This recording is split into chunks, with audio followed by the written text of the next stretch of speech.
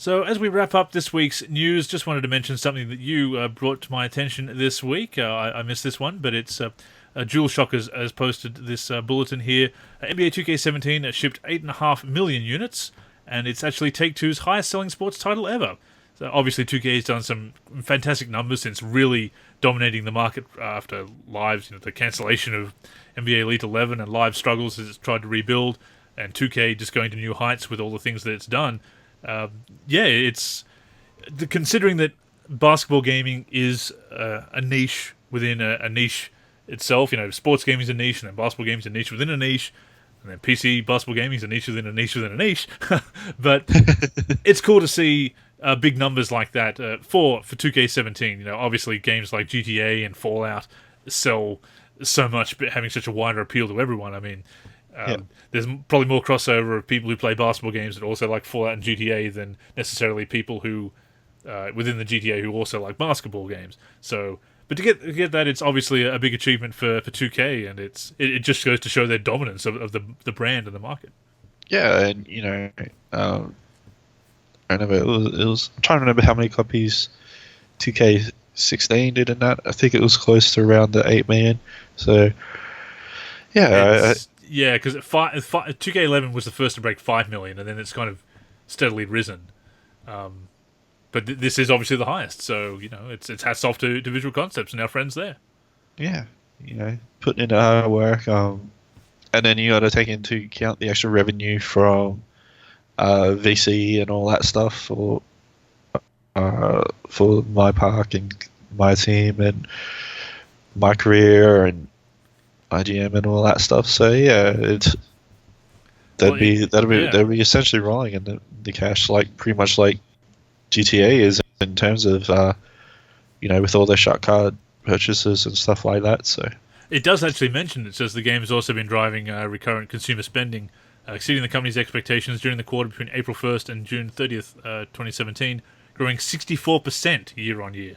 So a lot of people are putting extra money into the game, no question. And I guess we're guilty of that a couple of times.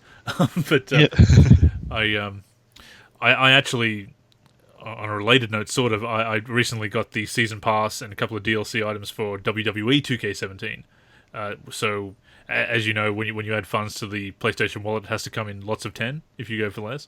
So I actually have some left over in my wallet, enough for some VC. So I might even buy some more VC and get a couple more packs before the game is over, because I do have the money sitting in my wallet at the moment. So, it's you talk about the microtransactions in NBA Playgrounds, just one soft, one lock everything. Look at all the money that people are putting into 2K, for all the content. I mean, we can try and fight it as much as we can, but it is they are finding ways to give incentive to have these microtransactions in AAA titles and DLC, of course. And I have no problem with DLC if it's quality DLC, And that's why I was glad I got the college DLC on sale, because it's okay, but it really should have been in the default game. It's there's no extra mode or anything. It's not like the Legend Showcase in 2K12, which is no longer available, unfortunately, because I would have checked it out with my copy of 2K12 on 360 that I have now. But yeah, it's obviously incredibly successful to be the that brand leader. But in basketball gaming and 8.5 million units, we could see between the two games next year it could be 10.